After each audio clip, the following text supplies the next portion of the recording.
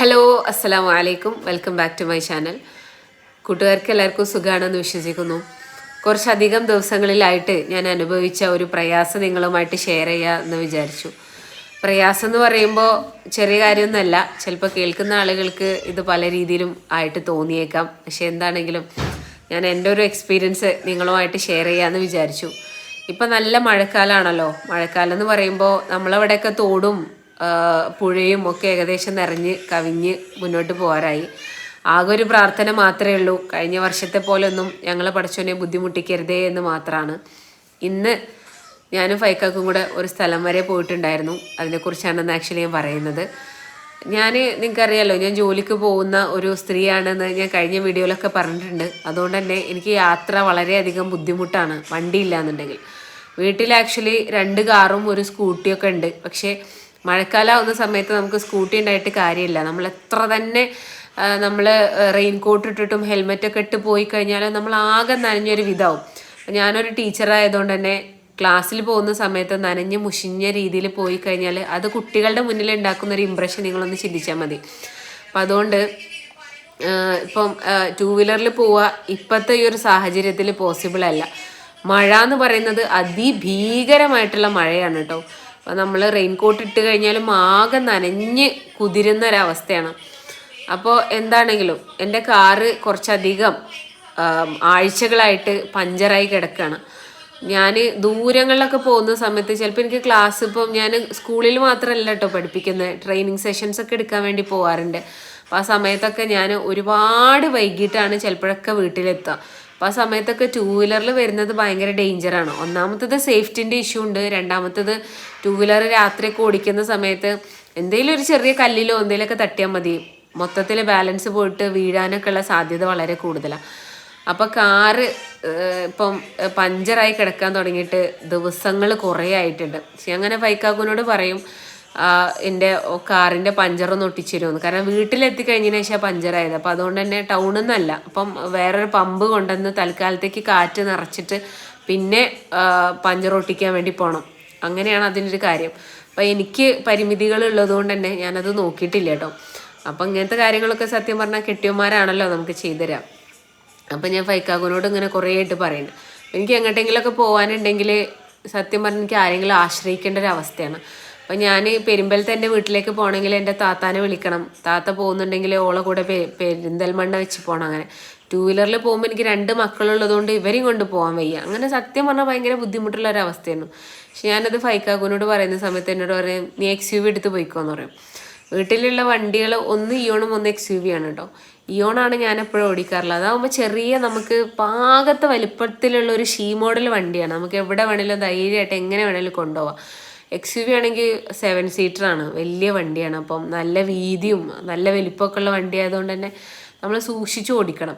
പിന്നെ XUV എവിടെയെങ്കിലും ഒന്ന് ചെറിയ തട്ടോ മുട്ടോ എന്തെങ്കിലും ചെയ്താൽ മതി, 10,000 അങ്ങോട്ട് പോയി കിട്ടും. ഇയോണാണെങ്കിൽ അത്ര വലിയ പ്രശ്നമല്ല, നമുക്ക് പിന്നെയും കുറേയൊക്കെ മാനേജ് ചെയ്യാൻ പറ്റുന്ന എമൗണ്ടേ വരുള്ളൂ. പക്ഷെ XUV എന്ന് പറയുമ്പോൾ വലിയ എമൗണ്ട് തന്നെ നമുക്ക് പ്രശ്നം വന്നു കഴിഞ്ഞാൽ വരും. എനിക്ക് ആ പേടിയൊക്കെ ഉണ്ട്. എവിടെയെങ്കിലും കൊണ്ടുപോയി ഒരസ് എന്തെങ്കിലുമൊക്കെ ചെയ്ത് കഴിഞ്ഞാൽ ഫൈക്കാക്കും അങ്ങനെയും സൂക്ഷിക്കണ വണ്ടിയാണ്. എന്നിട്ട് ഞാനത് എന്തെങ്കിലും കൊണ്ടുപോയി ആക്കി കഴിഞ്ഞാൽ പിന്നെ അതിൻ്റെ വിഷമം പറഞ്ഞാൽ തീരൂല. അപ്പോൾ അതുകൊണ്ട് പിന്നെ ഞാൻ ആ വണ്ടി എടുക്കാൻ പോകാറില്ല കേട്ടോ. എന്തെങ്കിലും എമർജൻസി ഉണ്ടെങ്കിൽ മാത്രമേ ഞാൻ XUV എടുക്കാറുള്ളൂ. അല്ലാത്ത സമയങ്ങളിലൊക്കെ ഞാൻ ഇയോണ് മാത്രമേ എടുക്കാറുള്ളൂ. പിന്നെ മാത്രമല്ല XUVൻ്റെ കേസ് പറയാന്നുണ്ടെങ്കിൽ XUV ഭയങ്കര എന്താ പറയുക, ഡോറ് ക്ലോസ് ചെയ്യുക. XUVൻ്റെ കേസ് പറയാന്നുണ്ടെങ്കിൽ പിന്നെ എന്താ പറയുക, പാർക്കിങ്ങൊക്കെ എനിക്ക് ഭയങ്കര ബുദ്ധിമുട്ടാട്ടോ. ഇയോണാണെങ്കിൽ എനിക്ക് പ്രശ്നമല്ല, ഇവിടെ ഏത് സ്ഥലത്തും ഞാൻ വളരെ എളുപ്പത്തിൽ കൊണ്ടുപോകും. പക്ഷേ XUV എനിക്ക് അത്രത്തോളം ആപ്റ്റായിട്ട് എനിക്ക് തോന്നിയിട്ടില്ല കേട്ടോ. പിന്നെ അതൊരു ഷീ മോഡൽ വണ്ടിയല്ലല്ലോ, കുറച്ച് ഒരു ഹെവി ഒക്കെ ആയിട്ട് പോകുന്നത്. പിന്നെ ഒരാൾക്ക് പോകാൻ വേണ്ടി എന്തിനാ XUV ഒക്കെ കൊണ്ടുപോകുന്നത്. ബാക്കിലൊരു പുതിയ എത്തിയിട്ടുണ്ട്. അപ്പോൾ അതൊക്കെയാണ് സത്യം പറഞ്ഞാൽ എൻ്റെ അവസ്ഥ. അപ്പോൾ ഞാൻ കുറേ ആയി പറയുന്നുണ്ട്. അപ്പോൾ എന്നോട് XUV എടുക്കാൻ പറയും. അതിനാണെങ്കിൽ എനിക്ക് ധൈര്യമില്ല. അപ്പോൾ ഞാൻ പിന്നെയും 2 വീലറിൽ മഴ നനഞ്ഞ് അങ്ങനെ പോവും. അതായിരുന്നു എൻ്റെ അവസ്ഥ. അങ്ങനെയൊക്കെ ഇരിക്കുന്നതിനിടയിലാണ് സത്യം പറഞ്ഞാൽ ഒരു ദിവസം XUVൻ്റെയും ടയർ പഞ്ചറായി എന്ന് പറഞ്ഞു. ഇന്നലെ കേട്ടോ XUVൻ്റെ ടയർ പഞ്ചറായി. XUVൻ്റെത് പിന്നെ ഓട്ടോ ഡിറ്റക്ഷൻ ഉള്ളതുകൊണ്ട് തന്നെ AI സപ്പോർട്ടൊക്കെ ഉള്ളതുകൊണ്ട് തന്നെ അതിനകത്ത് എന്ത് പ്രശ്നങ്ങൾ വന്നു കഴിഞ്ഞാലും അത് സ്ക്രീനിൽ കാണിക്കും. അപ്പം എന്തോ ഇങ്ങനെ എഴുതി കാണിക്കുന്നുണ്ടെന്ന് പറഞ്ഞു. എനിക്ക് എന്താ ഫൈക്കാക്ക് പറഞ്ഞത് കറക്റ്റ് ഓർമ്മയില്ല. അപ്പം എന്തോ എഴുതി കാണിക്കണ്ടായിരുന്നു പറഞ്ഞു. പക്ഷെ ഞാൻ എന്ത് ചെയ്തില്ല, അത് മൈൻഡാക്കിയിട്ടില്ല, ഫൈക്കാക്കും അത് മൈൻഡാക്കിയിട്ടില്ല. പിന്നെ എന്തോ വീണ്ടും വീണ്ടും ഇങ്ങനെ കോൺസ്റ്റൻ്റ് ആയിട്ട് വരാൻ തുടങ്ങിയപ്പം വണ്ടി എവിടെയോ നിർത്തി നോക്കുന്ന സമയത്താണ് ബാക്കിലൊരു ടയർ പഞ്ചറായത് അറിയണേ. XUV ആണെങ്കിൽ ടയർ അങ്ങനെ പഞ്ചറായാലൊന്നും പെട്ടെന്ന് നമുക്ക് അങ്ങനെ മനസ്സിലാവില്ല. അപ്പോൾ ചുരുക്കി പറഞ്ഞാൽ ടയർ പഞ്ചറായി, ഭയങ്കര ബുദ്ധിമുട്ടായി, പ്രയാസമായി. പിന്നെ വണ്ടി എടുത്ത് പോകാൻ വയ്യതാണ്, നല്ല വെയിറ്റുള്ള വണ്ടിയല്ലേ, അപ്പം പഞ്ചറായൊക്കെ പോയി കഴിഞ്ഞാൽ ഭയങ്കര പ്രശ്നം. പിന്നെ ആ വണ്ടി അവിടെ നിർത്തിയിട്ടു. ഇന്നലെ ഞായറാഴ്ച ആയതുകൊണ്ട് പഞ്ചർ അടക്കാനും നിവൃത്തിയില്ല. അങ്ങനെ ചുരുക്കി പറഞ്ഞാൽ ഭയങ്കര ടാസ്ക്കായി. ഞങ്ങൾ ഇന്നലെ ഒരു സ്ഥലം വരെയൊക്കെ പോകണം എന്നൊക്കെ വിചാരിച്ചായിരുന്നു. ഈ ടയർ പഞ്ചറായി എന്ന് അറിയുന്ന സമയത്ത് ഞാനാണെങ്കിൽ പെരിന്തൽമണ്ണയാണ് കേട്ടോ. പെരിന്തൽമണ്ണ എന്ന് എനിക്ക് നാട്ടിലേക്ക് വരാൻ ഫൈക്കാക്കും എന്നെ പിക്ക് ചെയ്യാൻ വരാമെന്നൊക്കെ പറഞ്ഞിരിക്കണം. ആ സമയത്താണ് ഇത് പഞ്ചറായി എന്ന് പറഞ്ഞത്. അപ്പം എന്നെ കൊണ്ടുവരാൻ ഒരു ഓപ്ഷനും ഇല്ല. സ്കൂട്ടി മാത്രമേ ഉള്ളൂ. ഇയോണും ഡാമേജ്, XUVയും ഡാമേജ്, രണ്ടും അവിടെ സൈഡിൽ പാർക്കായി. പിന്നെ ഇപ്പം എന്താ ചെയ്യുക? പിന്നെ കുറേ വൈകിട്ട് ഫൈക്കാക്കും എന്നെ 2 വീലറിൽ വന്ന് എന്നെ കൊണ്ടുവന്നു. ആകെ മഴ നനഞ്ഞ് ഭയങ്കര ബുദ്ധിമുട്ടിയിട്ടാണ് സത്യം പറഞ്ഞാൽ വീട്ടിലെത്തി. പക്ഷെ അത് നമ്മളൊരു വൈബാക്കിയിട്ട് എടുത്തു കേട്ടോ. നമ്മൾ സൈഡിൽ വണ്ടി നിർത്തിയിട്ടൊന്നും ചെയ്തില്ല. അങ്ങനെ ഒരു എൻജോയ്മെൻറ്റ് മൂഡിൽ ഞാൻ ഫൈക്കാക്കുനോട് ഇങ്ങനെ പറഞ്ഞ്, മഴ നനഞ്ഞ് ഒട്ടി ഇങ്ങനെ കെട്ടിപ്പിടിച്ച് പോരുന്ന സമയത്ത് ഞാൻ പറഞ്ഞു, ഫൈക്കാക്കോ ഇതിപ്പോൾ സത്യം പറഞ്ഞാൽ ലവേഴ്സ് ആണെങ്കിൽ ഇത് ഭയങ്കര വൈബായിരിക്കുമല്ലേ എന്നൊക്കെ പറഞ്ഞു. അപ്പോൾ എന്നോട് ഫൈക്കാക്ക് പറഞ്ഞു, എനിക്ക് അങ്ങനെ ഒരു എക്സ്പീരിയൻസ് ഇല്ല, അതുകൊണ്ട് എനിക്കറിയില്ല എന്ന് പറഞ്ഞു. അല്ല, എനിക്കിപ്പോൾ കുറേ എക്സ്പീരിയൻസ് ഉള്ള പോലെ ഉണ്ട്, അതൊന്നുമില്ല കേട്ടോ. അങ്ങനെ ചുരുക്കി പറഞ്ഞാൽ ഇന്ന് ഫൈനലി ഞാനും ഫൈക്കാക്കും കൂടി പോയിട്ട് പഞ്ചറൊക്കെ ഒട്ടിച്ചു. പിന്നെ അവസാനം ഫൈക്കാക്കുന് ആ തീരുമാനം എടുക്കേണ്ടി വരികയാണ്. വേറെ ഓപ്ഷനില്ല. 2 വീലറും മാത്രമേ ഉള്ളൂ. XUVയും കാറും ഇയോണും ഡാമേജാണ്. ഇന്നലെയാണ് ഫൈക്കാക്കുന് ഇങ്ങനെ ബോധം വന്നത്. അതിപ്പോൾ 2 വണ്ടിയും ഉണ്ടായിട്ട് ഇപ്പോൾ ഇതാണല്ലോ അവസ്ഥ. മഴ നനഞ്ഞ് 2 വീലറിൽ പോരേണ്ട അവസ്ഥയാണല്ലോ. എനിക്കാണെങ്കിൽ റെയിൻകോട്ടും ഇല്ലായിരുന്നു. അങ്ങനെ ചുരുക്കി പറഞ്ഞാൽ എല്ലാവിധ പ്രശ്നങ്ങളൊക്കെ അറിഞ്ഞ് ഫൈക്കാക്കു പോയിട്ട് പമ്പ് കൊണ്ടുവന്ന് 2 വണ്ടിയിലും അടിച്ചിട്ട്, കാറ്റടിച്ചിട്ട് ഞങ്ങൾ പോയിട്ട് ഞങ്ങൾ തിരിച്ച് വന്നു. ആ വരുന്ന വഴിക്ക് നമ്മൾ വാപ്പാനെ കണ്ടു, വാപ്പാൻ്റെ കൂടെ ഇരുന്ന് ചായയൊക്കെ കുടിച്ചു. അപ്പം ഉദുഹിയത്തിന് മൂരിനെ വാങ്ങിക്കാൻ വേണ്ടി വന്നായിരുന്നു കേട്ടോ. അങ്ങനെ മൂരിനെയൊക്കെ വാങ്ങിച്ച് പോരുന്ന സമയത്ത് വാപ്പാനെ കണ്ടു, ഭയങ്കര സന്തോഷമായി. അത് കഴിഞ്ഞിട്ട് എന്താ പറയുക, തിരിച്ച് വീട്ടിലേക്ക് പോന്നു. വൈകുന്നേരം ആയപ്പോഴത്തേക്ക് വീട്ടിലെത്തി.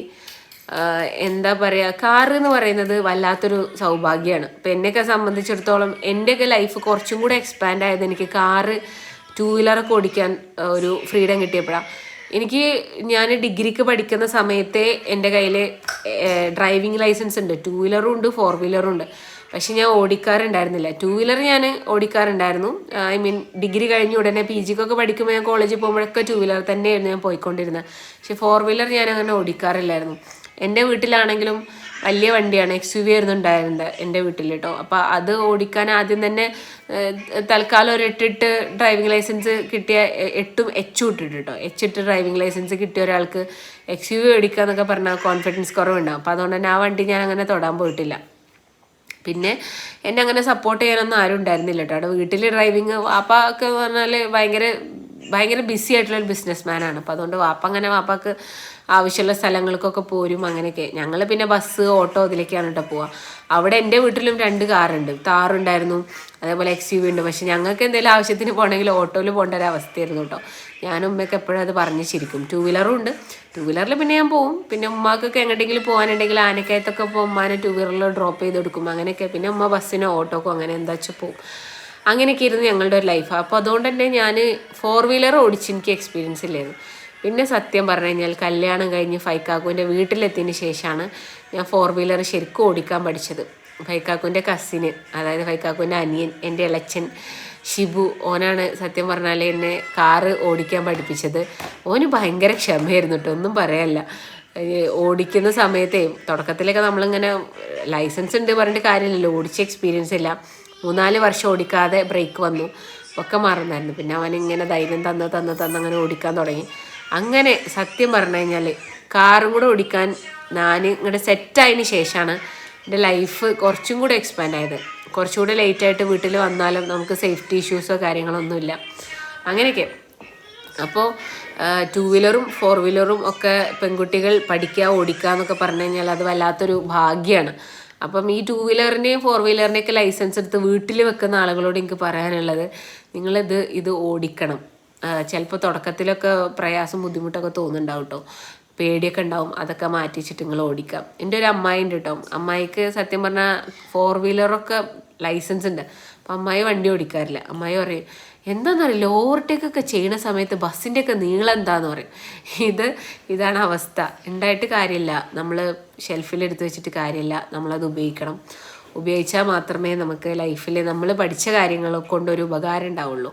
സത്യം പറഞ്ഞു കഴിഞ്ഞാൽ സ്ത്രീകൾക്കൊക്കെ ഡ്രൈവിംഗ് അറിയാമെന്ന് പറഞ്ഞാൽ വല്ലാത്തൊരു ഭാഗ്യമാണ്. കാരണം വല്ലാത്തൊരു ഒരു എന്താ പറയുക, ഒരു അവസരം കൂടിയാണ്. എല്ലാത്തിനും ഇങ്ങനെ പുരുഷന്മാരെയും ഓട്ടോക്കൊക്കെ പോയിട്ട് ഡിപ്പെൻഡ് ചെയ്യേണ്ട ആവശ്യമില്ല. നമുക്ക് തന്നെ സ്വന്തമായിട്ട് നമ്മളെ കാര്യങ്ങളൊക്കെ ചെയ്യാനും സാധനങ്ങൾ വാങ്ങിക്കാൻ വേണ്ടി പോവാം, മക്കളെ സ്കൂളിൽ കൊണ്ടുപോവുക, അല്ല ഒരു മീറ്റിങ്ങിന് പോവുക, ഇങ്ങനത്തെ ഒക്കെ ആവശ്യങ്ങൾക്ക് നമുക്ക് വണ്ടിയുടെ ഡ്രൈവിംഗ് അറിയുന്നത് എന്തുകൊണ്ടും നല്ലതാണ്. എന്തുകൊണ്ടും നല്ലതാണ്. അപ്പം അറിയുന്ന ആളുകൾ വണ്ടിൻ്റെ ലൈസൻസ് കെട്ടിപ്പൂട്ടി വെക്കാതിരിക്കുക, അത് യൂസ് ചെയ്യുക, വണ്ടി ധൈര്യമായിട്ട് എടുക്കുക. ചിലപ്പോൾ ചെറിയ തട്ടൽ മുട്ടലൊക്കെ ഉണ്ടാവും, അതൊന്നും മൈൻഡാക്കണ്ട. ചിലപ്പോൾ 2 വീലർ ഓടിക്കുന്ന സമയത്ത് ഒന്ന് വീണു എന്നൊക്കെ വരും, മൈൻഡാക്കണ്ട. സ്പീഡൊക്കെ ഒന്ന് ബാലൻസ് ചെയ്ത് നമ്മളുടെ കൺട്രോളിൽ വണ്ടി ഉണ്ട് എന്നുള്ള രീതിയിൽ വണ്ടി ഓടിച്ചിട്ട് പഠിക്കാം. ഇല്ലാത്ത സഹോദരിമാർ വണ്ടി ഓടിക്കാൻ ലൈസൻസ് എടുക്കാം. ഒക്കെ തന്നെ എനിക്ക് പറയാനുള്ളത്. എൻ്റെ ഈ പെണ്ണിനൊക്കെ ഞാൻ 18 വയസ്സാകുമ്പോഴത്തേക്ക് ഡ്രൈവിംഗ് ഒക്കെ പഠിപ്പിച്ച് 18 വയസ്സായവർക്ക് ലൈസൻസ് ഒക്കെ എടുത്തു കൊടുക്കും. പിന്നെ അമ്മാൻ്റെ ഡ്രൈവർ ആയിരിക്കുമല്ലേ ഇത്, അല്ലേ? അമ്മാൻ്റെ ഡ്രൈവർ. മറ്റേ ആളവിടെ കാർട്ടൂൺ കാണാണ് കേട്ടോ, അതുകൊണ്ടാണ് ഇതിലേക്കൊന്നും വരാത്തത്. ആൾ ഭയങ്കര ബിസിയാണ്. ഞാൻ ഡിസ്റ്റർബ് ചെയ്യണില്ല, ഉണ്ടെങ്കിൽ ഇപ്പം ഇങ്ങോട്ട് വരും. ഭയങ്കര ബാക്ക്ഗ്രൗണ്ട് വോയിസ് ഒക്കെ നിങ്ങൾക്ക് കേൾക്കുന്നുണ്ടാവും. അപ്പം അത്രയ്ക്കുള്ളൂ എൻ്റെ ഇന്നത്തെ കുഞ്ഞു വിശേഷങ്ങൾ. നിങ്ങൾക്ക് ഇഷ്ടപ്പെട്ട് കഴിഞ്ഞാൽ ലൈക്ക് ചെയ്യുക. നിങ്ങൾക്ക് എന്തെങ്കിലും എക്സ്പീരിയൻസ് ഉണ്ട്, നിങ്ങൾ വണ്ടിയൊക്കെ ഓടിക്കുന്ന ആളുകളാണെങ്കിൽ താഴെ കമൻറ്റ് ചെയ്യുക, നിങ്ങളെ എക്സ്പീരിയൻസ് ഒക്കെ ഷെയർ ചെയ്യുക. അപ്പോൾ അത്രയ്ക്ക് തന്നെ ഉള്ളൂ പറയാൻ. അടുത്ത വീഡിയോയിൽ വീണ്ടും കാണാം. ബൈ.